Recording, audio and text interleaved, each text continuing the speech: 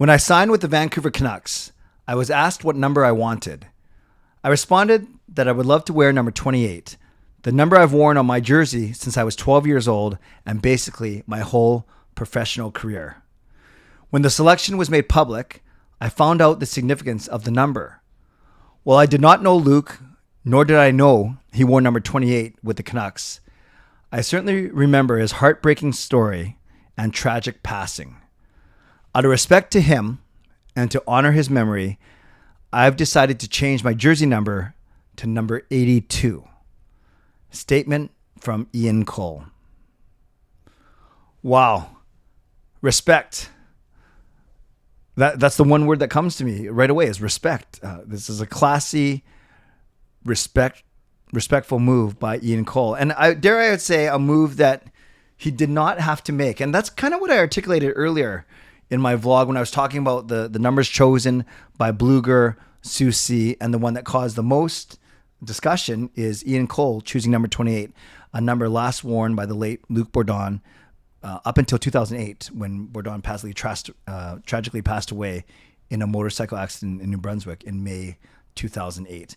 So if you want to check out my vlog from earlier today, you can do so. But in essence, I acknowledge a lot of the consternation, a lot of the talk, and people were really upset. Fans and some media members, but mostly fans that I saw, some influential fans and podcasters, writers, bloggers, etc. And I made the point this morning that there's either more to the story, or even if not, that 15 years have passed, and I don't think Ian Cole would have done anything intentionally disrespectful. And admittedly, earlier this morning, I didn't go on. I didn't talk too much about the club's role in it. From a standpoint of, I wasn't blaming the PR. I wasn't blaming the team for not doing it enough. But I will say this. If we acknowledge that this is a very respectful move by Ian Cole, and I think it's simply going to make him even more of a fan favorite. I think a lot of people were excited to see him play, excited to see the grit and the offensive ability, the defensive ability especially, and the veteran leadership. We were excited for all of those things as a one-year free agent that he signed for 1 year, $3 million. But I think this added incident, this added situation, I think is going to make him even more of a fan favorite. Canucks fans are going to love him even before he touches the puck in that first game in October, first regular season game. So as I was thinking about this, if you agree with me that we can't really blame Ian Cole, he basically said he didn't know the significance. He didn't know that Luc Bourdon, he knew that Luc Bourdon passed away 15 years ago, but he didn't know that Luc Bourdon wore number 28. And the way it sounds like, the way that Ian Cole's talking, it sounds like if he had known, he wouldn't have chosen the number. And the proof is in the pudding. He's basically reversing the digits, and he's going to wear number 82. And this, you got to remember, this is probably not a small decision or an insignificant decision, because he's basically said he wore number 28 since he was 12 years old. So for the past 22 years, he's worn number 28. And as I mentioned earlier, I think before the Canucks, 6 out of the 7 teams he played for, he wore number 28. So this isn't just, I'll just pick another number because 28 is trivial or insignificant to me. No, obviously number 28 means a lot to Ian Cole. So the fact that he's worn it for the past 22 years for the most part, and now he's changing it, and it sounds like quite readily, man, that I think we owe him a lot of respect. That's a very, very classy move. And I do believe him when he says that he did not know that Bourdon wore number 28. So, well, I don't want to feed into making the story a bigger story than it is or was, even though there's my second vlog on it in the span of a few hours.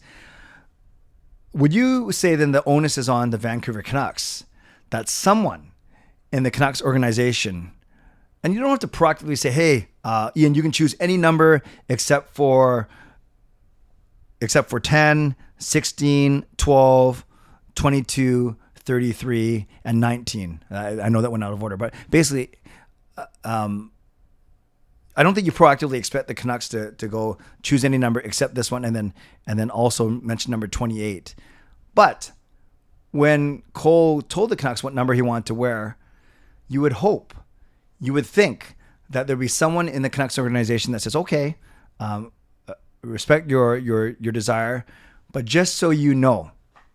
And that's really what it is to me, is just so you know. And if they did tell Ian Cole the situation, my guess, given what he just released a few minutes ago, was that he would have changed it right away. And then even before it goes to social media, even though there's a graphic about it, even though they're showing video of them stitching the jersey, already you've switched that number, and then no one would have to even know that he wanted number 28. And even it would actually even be a really cool story if he came out. He sounds like he would be too humble to do this, but if the story would come out that actually, and they know that he's been worn 28 all his life, and then they would see that he's wearing 82, and then I think people would put two and two together, and then maybe he would do a short statement, or it would come up in an interview, and then done, and then everyone would still think Ian Cole's a really good guy.